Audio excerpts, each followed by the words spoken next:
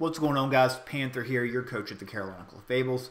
We're bringing you our Week 6 BBR match against Braden and his James River Jolteon.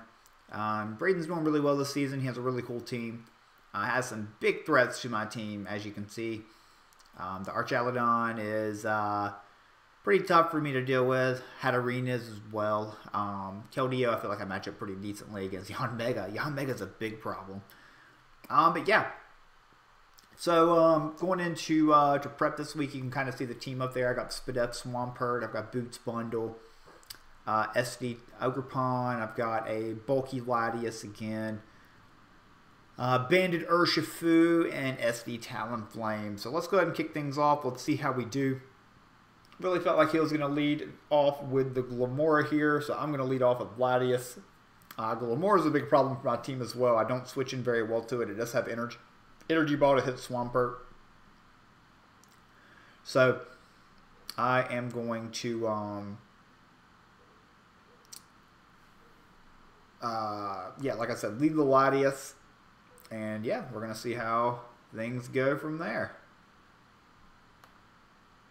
I'm gonna make sure you guys weren't seeing. I had something popping up on my computer. Got a little distracted there. Anyways, yep, so Braden's going to lead off with Keldeo here. So a good lead here for me there, turn 1. As I do have the Latias. I'm just going to go ahead and drop a Thunder on the Mandibuzz that I predict will come in here. And drop the Thunder here, turn 1. I believe he just hard switches. I don't think he flip turns or anything like that.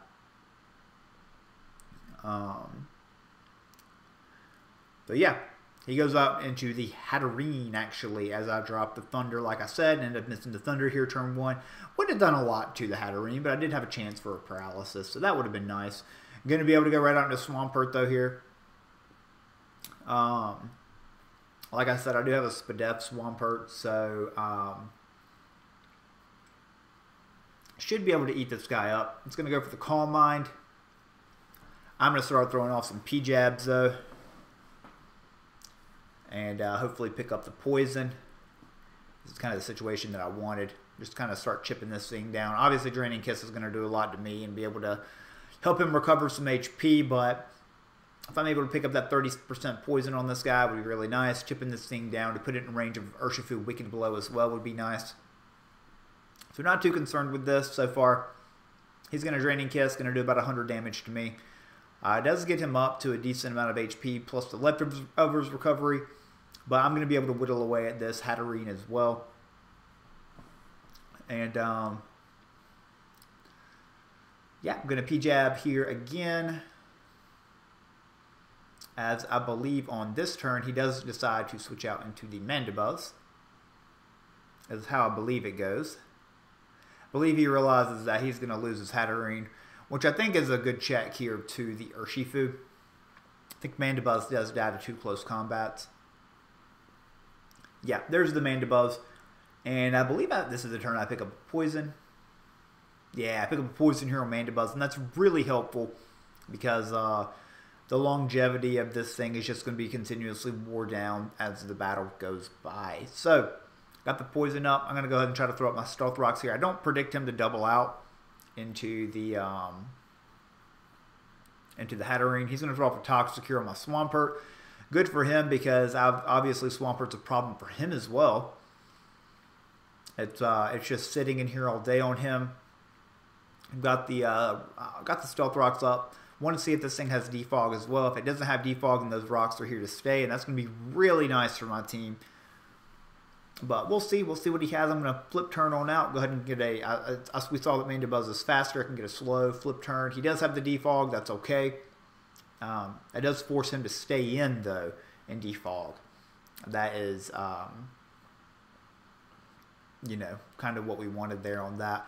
I'm able to go out into Bundle, because Bundle forces some things here. Forces like, really, he only has the Archaludon that wants to come in on this, and I can scout and see if that's Assault Vested or what. He's got to really be AV, or, you know, Bundle's just going to be collecting kills at this point, because if he's not AV Archaludon, he doesn't have anything on his team that can take 2. So, no reason to flip turn. I can just, like I said, I can just Ice Beam. Even if it's AV, this does like 35%. So, Very happy to get this damage off, and we do see that it is assault vested. Excuse me. So again, kind of like last week, I'm pretty happy with the way that I'm playing here, especially this early game. Happy with the prep here on this. So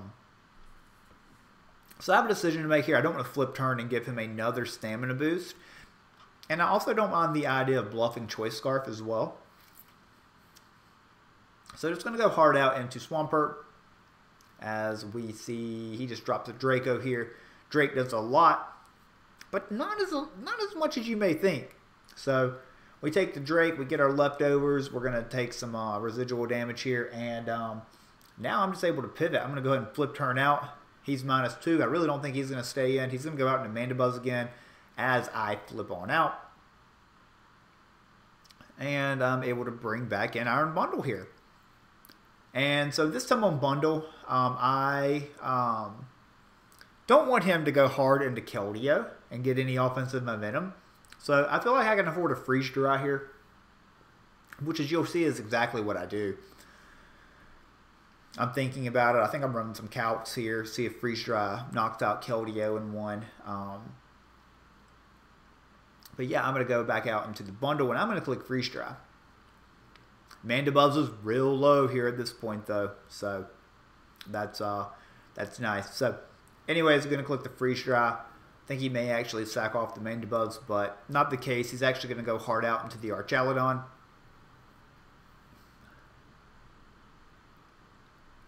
And I think I don't know, he's thinking he may be calcing as well. I don't know if he is the type that calcs or not. But he goes Archaludon. He does not sack Mandibuzz here. Wants to save that as a sack for later. Goes out into Archaludon on the Freeze Dry. And yeah, so this thing's down to 40%. So really, really happy about that. kind of rinse and repeat here. Can just go right back out into my Swampert. And he's going to drop another Draco. Does a good bit of damage. And that's going to be able to put me in range of his next attack. He does end up having the Body Press. There's the Body Press. And that knocks out my Swampert. But that's okay. I'm going to go out into Urshifu here, and I'm just going to be able to click Wicked Blow with my banded Urshifu. Nothing. I mean, Keldeo can come in and take it. But I've got a great switch into Keldeo and Latias.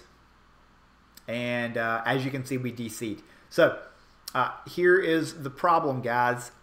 We ended up being able to pretty easily recreate this with just the damage that happened.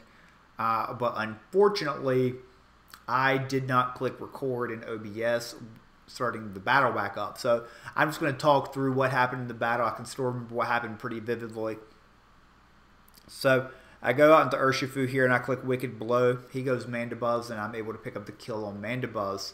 Then he goes out into Hatterene, and I can't 100% tell if I knock out Hatterene in one or not. So I'm able to do some switching around. I bring out Ogerpon, and we're able to pick up some more offensive momentum. He goes out into Archaludon, I think, and I knock it out with the superpower. And I believe we end up killing the Hatterene at some point. I think Hatterene may be the last thing that I kill. Let me see what I kill. Oh, Glamora. Glamora is what I kill. I don't kill Hat. I kill Glamora. So he ends up bringing some absolute heat. After I pick up that kill on Archaludon with the Ogerpon, he goes out into Glamora, I'm pretty sure, and he clicks Meteor Beam as I go into Latias. Unfortunately, he doesn't miss that. That is unfortunate for him. I think Wicked Blow would pick up the kill or close combat just on the next turn, though.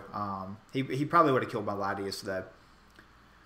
But anyways, I end up killing him with Psychic, and then he goes out into Yanmega. The Yanmega picks up the kill on my Latias. So at this point, he's down. He's got a speed-boosted Yanmega with Throat Spray at that. Throat Spray is really fire on his part as well. He had Yanmega, Keldeo and Hatterene left. I had Ogerpon, Iron Bundle, Urshifu, and Talonflame. I go out into my Talonflame.